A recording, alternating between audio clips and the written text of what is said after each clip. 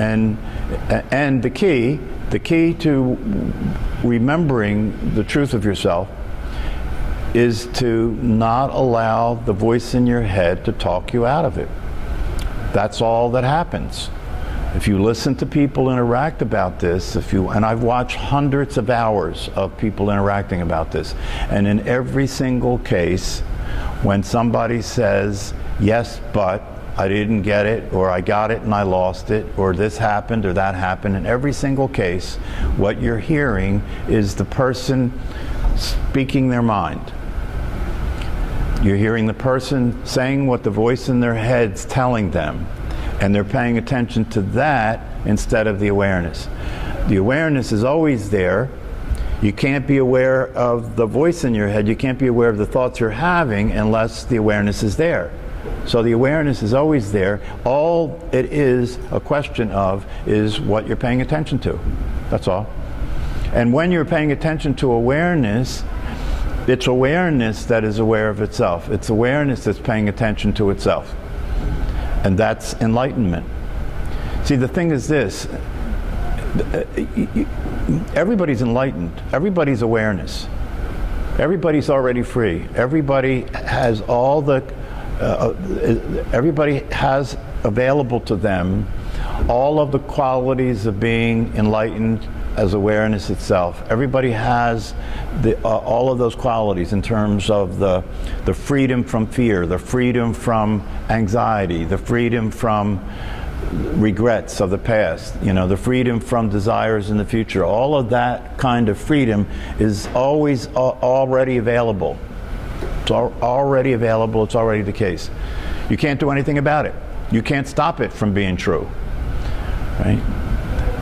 So given that that's the case, all we're really talking about here is whether you get to experience what's already true about you, whether you get to experience what's already the case with you, or whether you continue to give your attention to the states of mind that arise, the voice in your head, right? And everything that says is true, right? Because isn't it the case that everything that says is true is the world that we live in together, right? Everything, when you wake up in the morning, if it's raining and the voice in your head says, oh shit, it's raining, right? That gave you the world you woke up into, right? It gave you a shitty world, right? And then, if you start to pay attention to the voice in your head, if you start to really pay attention to what's going on from the viewpoint of awareness, which is possible, right? Because you are that awareness. The awareness is always there. So you can look from there. If you look from there, you will see everything that's coming and going all the time. It is coming and going all the time. And you'll see how it is the way Mooji says it, you'll see how it is auditioning for your attention. You'll see how it is asking you to be the person that's having these thoughts. Right? Because as soon as you wake up in the morning and it's raining and you see the rain and the thought goes the thought comes up in the mind, oh shit, it's raining, it's nasty out there today. Right? Not only is that thought create the world that you're now going to wake up into, right? But you become the person, you see? You become the person who woke up into that world. It creates both things, the person and the world. The thought creates the person and the world, right?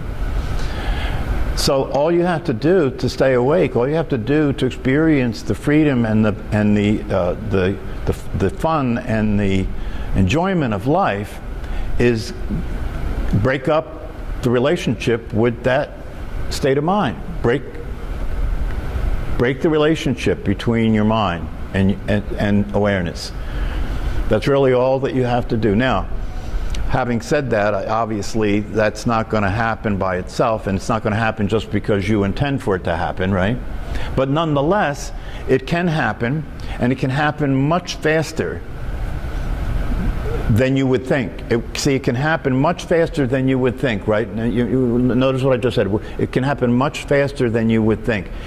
Than you would think means it can happen much faster than the thoughts that you will have about it tell you that it can happen, right? See, I can tell you that it's got to be one of two things right now in your seat. Either you get this, either you get this and you got this when you did the guided meditation, right? Or you're listening to the voice in your head. There's the only two possibilities.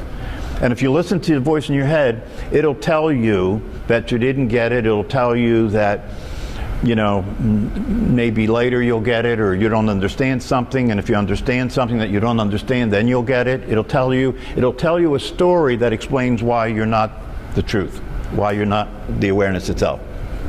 Yeah. It's impossible for me to stop thought. No, it's not. Well, I have not done very well at it. Yeah, but can you see how beautifully he is demonstrating the mind? The mind is talking him out of being here. Right, moment to moment, it's talking him out of being here, because it's already true. It's undeniably true that you are awareness, right? Yes. Right now. Got it. And that awareness is free right now, right? That's it. That's it. Anything else that comes into your mind that you repeat and you believe, right, puts you right back into the Michael. You can't control your thoughts, they just come. So I feel like everyone's going to have thoughts. It's just how you recognize whether the thought's happening. No, you see, you got to understand something. It's not about controlling thoughts.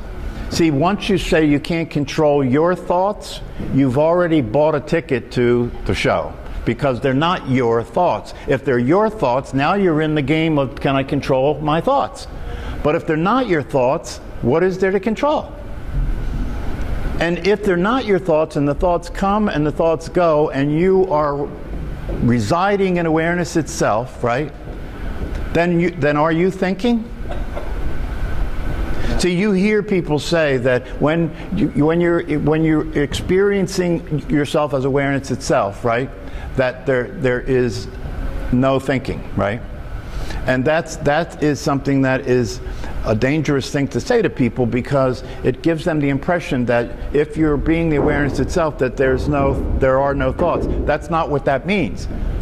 It means that thoughts may come and thoughts may go, but they're not your thoughts. You're not thinking those thoughts, right? And therefore, there's no thoughts. There's no thoughts for awareness, because awareness doesn't think. Awareness doesn't think. Awareness is just aware. This is the confusion, right? This is the confusion. Understandably, it's understandable. You know, there's no other way for this to happen, because we've all been hypnotized into this state of being a person so thoroughly that when you try, even if you see the truth of yourself as awareness, when you try to relate to that, what comes out of your mouth are the things that people say. What you're saying is the state of mind that you're in, which means the thoughts that you're having, and the thoughts are the thoughts of a person. And so as soon as the thoughts arise and you relate to the thought, you're now a person having the thought. Right? It's possible, when you do the invitation, it's possible for you to discover you can be there, right? You can be there and not be the person having the thoughts. The thoughts may arise, right? But you don't relate to them as your thoughts. Now you're out of the game. Just like class, like you were saying there. That's right. That's right. You can identify them, right? Yeah. But don't bring them in and attach them to you. Just, okay. Yeah. Yeah. I see that, I get that, okay. It doesn't disturb. That's right. Yeah, okay. Doesn't disturb. Nothing disturbs the awareness. Nothing disturbs. So you think those thoughts are yours? You're out of awareness. Is what you think. Of course. Because the only way you could think the thoughts are yours is to be a person having the thoughts. And once you're into that, you're into the world of thinking. You're into the world that the thoughts are producing, right? Now, awareness is aware of, see, here's what happens. When you reside as awareness, right, in the beginning of the residence as awareness, when you reside as awareness, right, which you in the beginning have to do as an intentional thing. You see, because what's going to happen automatically is what happens automatically. You're going to think you're a person, you're going to be back in the world of a person, you're going to be interacting with life as a person. That's what happens automatically, right? So because that's going to happen automatically, once you get the idea that that's not what you are, you have to intentionally pay attention to the awareness as what you really are, right? And the mind will keep throwing up things to attract you away from that, right? So in the beginning, you have to keep noticing that and then returning back to the awareness, right? And as you do that, as you're doing that, the thoughts that are arising that are reactive and meaningless and useless thoughts, right? You'll begin to not be interested in them anymore because you'll see they're not realistic, right? And when you're not interested in them anymore and you see that they're not realistic, you withdraw your attention, right? You stop giving those your attention, and when you withdraw your attention, you're withdrawing the energy from those thoughts and they will start to dissipate. So what will happen is that as you continue to experience yourself as awareness by bringing your attention back again and again and again to the awareness itself, the thoughts that are useless, reactive thoughts will begin to die down, right? And it'll get quieter there. Your mind will get quieter. And the thoughts that are arriving in your mind will become the useful, practical thoughts that you do give attention to. Why not give attention to them? You know, if you have a thought that you're hungry, right? Why not give that attention and allow that to serve its purpose, which is to feed the body, right? So you're not, from an awareness perspective, there is nothing that's right, wrong, good, or bad. From an awareness perspective, all there is what's happening, and what's happening can be useful and relevant, and when it is, you relate to it as useful and relevant, naturally. And when it's not useful or relevant, you're not interested anymore. You're just not interested. That's why what happens as people wake up, one of the things that happens is their negative patterns and their addictive behaviors just start to drop away. They start to drop away because there's nobody to be addicted anymore. It serves no purpose anymore. There's nothing to run from anymore. There's nothing to hide from. There's nothing to protect anymore. Awareness needs no protection. It doesn't run from anything. It is present to life as life is consistently without having to run from it, without judging or evaluating it. You're just present for it. It's a very peaceful and relieving experience. And and the other thing is this: the mind will make the awareness that you are unusual. It'll make it special, right? And this is one of the biggest pitfalls in this whole process, because everybody who teaches this stuff that presents themselves as being special, right, is making it more hard for everybody else to realize the truth. Because then they'll make that person different and special. I'm not like them. They're highly realized. They're a saint, I'm a sinner. They're a sage, I'm an ordinary person, right? The reality of it is there's no saints, there's no sinners, there's no sages. Everybody's exactly the same. Exactly the same. And the teachers that are the most useful are the teachers that say that that's the case. I am not. The thing that allows me to experience myself as awareness itself is that I know it in you the same as I know it in me. So it's ordinary. There's nothing different about any of us. And it's important to understand that, so you understand how ordinary and available it is. It's got to be ordinary and available because it's happening all the time. Isn't the definition of ordinary mean that it's always happening? It's ordinary, it's not special, it's not different, right? It's happening all the time, and you are that which is happening all the time. All you have to see when a situation arises like anger, right, that captures your attention, right, that takes you over, right, that distorts your view, that makes you behave in ways that are destructive, right, all you have to do to get out of that position is notice that is being in a state of mind and being a person. And even after realizing the truth about yourself, There will be a period when those kinds of things happen, and what there is to see at the time is just to see that the awareness that you are never got angry.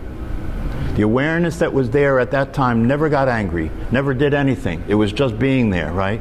But the state of mind you were in, that you were identifying yourself as a person, that's the problem. That's the problem. And so that's all you have to see about it. And and when that happens, it makes no sense to feel guilty about it. It makes no sense to say, oh, I'm going to make up my mind to be different. I'm going to make up my mind not to get angry anymore. That's still the person. Awareness doesn't make up any mind. Awareness doesn't change. Awareness doesn't have to change because awareness doesn't ever get angry. So all you have to do is make that flip. Just make that flip and let go of what happened. Let go. Because the you that you're referring, see, this is where you have to catch it. The you that you're referring to isn't real. But if you speak that it's real, you're making it real, and then you get to live in the life of that you, right? This is what you got to shake off, and it's insidious. It's like I said a few minutes ago. In the beginning, you don't know what to say. You can't speak without the you coming out of your mouth, right? That's not a problem. It's not a problem. All you have to do is accept it and notice it, and as you accept it and notice it, it will start to slow down. It will start to slow down, and you'll start to be able to speak more true to reality, which means that you will not say things like it's impossible. How can it be impossible? See, listen, Michael, how can it be impossible to be what you are when you right now are that? You see what I'm saying? So therefore, it has to be the mind that's trying to override the reality. That's the only possibility. The mind is trying to override the reality and say it's impossible, and then what does that do? It puts you back into the person's life in which certain things are impossible, doesn't it? Put you back into the person's life. And so the only thing that you have to do, remember, these teachings and practices are not to get freedom for the person. That's the way the mind will hear the comment. It's freedom for the person. No, these teachings are to get freedom from the person. So all you have to do to be free is notice that you already are, and the way your brain has been trained and programmed is that you're not. You already are, and the way your brain's been trained and programmed is that you're not, and it will keep giving you thoughts as somebody that's not free. It'll keep giving you thoughts as somebody that wants to change, that wants to be different, that wants to wake up, to keep you in the shape of a person instead of allowing you to experience the truth of your freedom. And it's not doing it out of some, and this is an important thing for people to understand. It is talked about by a lot of teachers that the mind and thoughts are like the devil, that they're negative, right? That they're trying to lure you away from the truth, that they're trying to keep you stuck in suffering, right? In one sense, that's true, but not in a way where the mind is got an awareness of its own that's trying to undermine you, right? No. The mind has simply been trained that you are a person, right? From the very beginning of your life, been trained that you are a person, so it's trying to save you by keeping you from waking up. It's trying to save you by keeping you from realizing the truth of yourself, because according to the mind, if you realize the truth of yourself and you start to experience yourself as freedom, as emptiness, as awareness itself, then according to the mind, you'll have died. You see, you'll have died, because you won't be here anymore as a person, right? And so the mind's trying to save you, and it'll do everything it can to try and save you. It'll bring up the most serious fears, it'll bring up the most intense emotional states and thought patterns to try and bring you back into place as a person. And so if you're going to wake up, you have to understand that this is going to happen, and you have to be willing to go through the process. This is what Jesus talked about in terms of the 40. What was it called? When he went into the desert for 40 days. Yeah. And then meditate.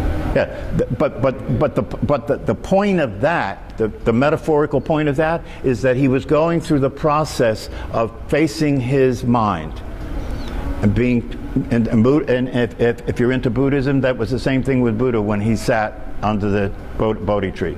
But he came back from that, right, and said that I have, you know, I have defeated the mind. That's what that symbolizes, and you have to go through that process if you want to be awake. You have to deal with the fact that you will be challenged. You will be challenged by your mind. Your mind will bring up situations that will pull you back into being a person, and it's actually useful because you must confirm the truth in order to get through that. It's challenging the truth. It's challenging the truth of what you are as awareness itself. And as it challenges it, you have to keep confirming it. You have to keep being able to go back into the experience of what you actually are and not be attacked by the mind, you know, because the mind has no power. There is no thought and no emotion that can intimidate awareness itself. The mind has no power in relationship to awareness itself. It only has the ability to intimidate you as a person. Any thought that occurs in your mind that causes you to be afraid, that causes you to be angry, that causes you to want to run, those thoughts are all being directed to the person. And so whenever you're reacting to thoughts or your feelings, right, that's person, that's being a person. The awareness is not reacting to anything. Awareness is just there. And in the middle of having a very intense emotional experience, right, you can realize that your awareness, and it disappears just like that.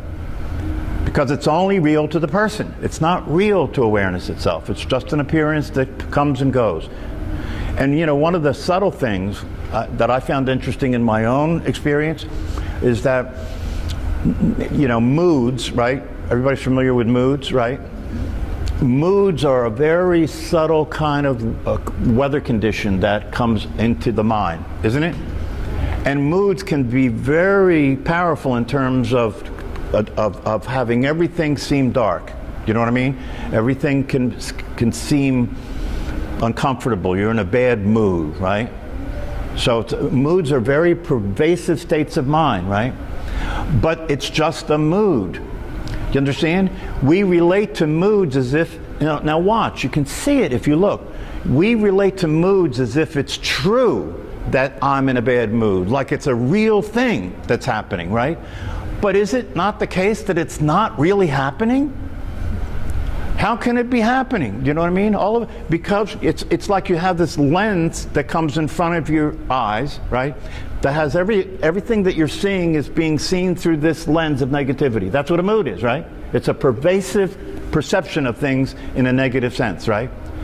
But it's not real. All you have to do is get that it's not real and allow yourself to be the awareness itself, and the mood drops. It's an amazing experience if you have that experience. Because the only way the mood can be maintained is you have to relate to it as if it's real. There's no such thing as a real mood. It's so obvious when you see it. I really invite you, when you find yourself in a mood, right? When you find yourself in a mood, right? Look at the mood as something that's being generated by your brain and by the mind, right? Other than that, there's no mood. When you find yourself in a mood, see it that way, and then allow yourself to recognize yourself as awareness itself that has no mood, right? And I guarantee you the mood will disappear immediately. And if you have that experience, it'll show you the power of awareness, because you can do that with anything. You can do that with anything. Anything that happens. You know, the other day I was here when we met Thursday upstairs, and I have these AirPods, right? And before the class, I was walking around the track and listening to music, right? So in the class, I put the AirPods in the little container. And then the next morning, after I got home, I went to look for the AirPods because I was going to the other fitness center, and I couldn't find them. So I have this Find Your iPhone thing on my phone, this app that can tell you where your devices are, and it told me that the AirPods were here at the Y. So I came here at the Y. I asked if somebody turned them in. No. I went upstairs, looked at the studio. No AirPods there, right? And so it was an interesting experience to watch my mind, turn against me. You stupid guy, you couldn't, you can't, now look, now you lost $150 AirPods, why didn't you pay more attention? Where did you lose them, It was like a parent, attacking me, But I could see it happening. And I realized that, so what? You know what I mean? I just saw it from awareness, and as soon as I saw it from awareness, it disappeared. And I stayed here and I had a couple conversations with people. I was talking to you upstairs, right? And then I went back home. I went in my office at home and I looked down, and the wire that was that you plug into the AirPods to charge it, the AirPod had fallen off the desk and it was hanging by the wire. Why'd your darn thing tell you this? It was a test. I'm telling you. I am telling you that when you're tested, and if you pass the test, right, that the universe will give you back what it took away. You may think that sounds airy-fairy, but I'm telling you, I have had those experiences over and over again. When you're related to reality as the way reality really is, and you can get out of the states of mind that come up, reality will release itself and give you everything you want. It's an amazing truth. It's just true. It's happened many times. Gets interesting, life gets interesting, because then, the mind will tell you what's impossible, right? But the awareness will tell you nothing's impossible. And it's true. Nothing is impossible when you're being the awareness. Nothing. How could anything be impossible when in the awareness you don't die? That's the big one, right? If that's true and it's possible that you cannot die, then everything must be possible. Right? Because one of the things you see as awareness is the world is an appearance, right? If it's an appearance, anything can happen there. Anything can happen there.